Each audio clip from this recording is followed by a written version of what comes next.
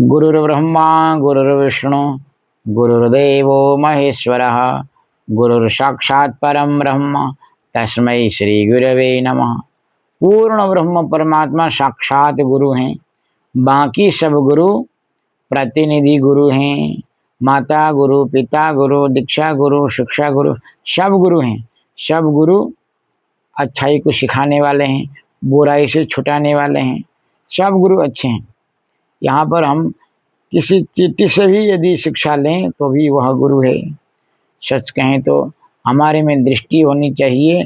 प्रत्येक प्राणी हमारे लिए गुरु हो सकते हैं, क्योंकि कुछ न कुछ शिक्षा देने वाले होते हैं। परंतु परम गुरु, साक्षात गुरु, सदगुरु नहीं बन सकते।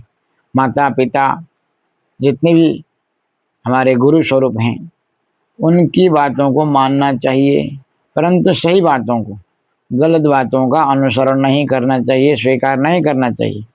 परंतु सदगुरु कभी गलत नहीं होते।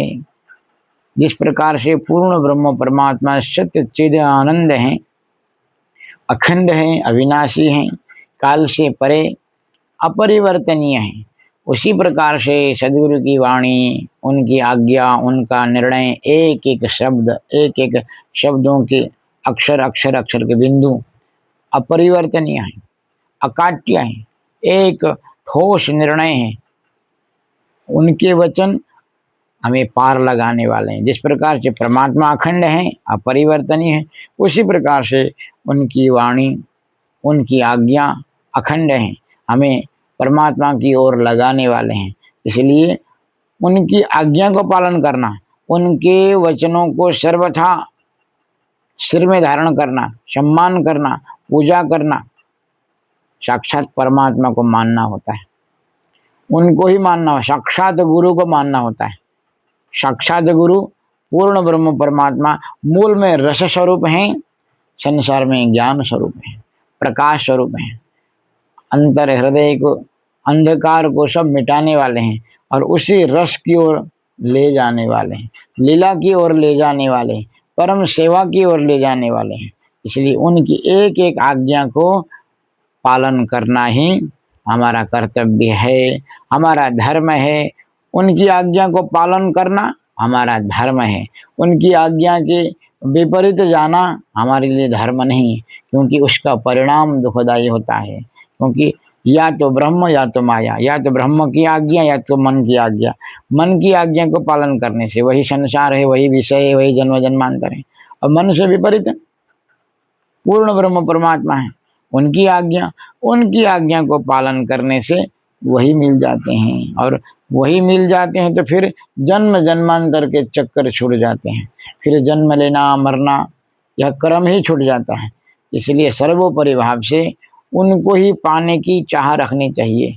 जिस दिन उनके प्रति प्रेम प्रकट हो गया हृदय में, सारे दुख दूर होते चले जाते हैं, अंधकार दूर होते चले जाते हैं। केवल आनंद ही आनंद, संसार में निर्भय होकर व्यक्ति जीने लगता है। इसलिए सर्वोपरि गुरु, सदगुरु मेरा श्याम जी, सर्वोपरि साक्षात गुरु के प्रति हमें पूर्णतया समर्पित होनी चाहिए। मनसा वाचा कर्मणा समर्पित होनी चाहिए। केवल मैंने कहा मुख से मैं सदगुरु जी का हूँ, ऐसा नहीं चलेगा। आचार में भी उनके वचनों को हमें धारण करने की अभिलाषा होनी चाहिए और 100% प्रयत्न भी होने चाहिए और प्रार्थना भी होनी चाहिए। क्योंकि प्रार्थना से रिश्ते हैं।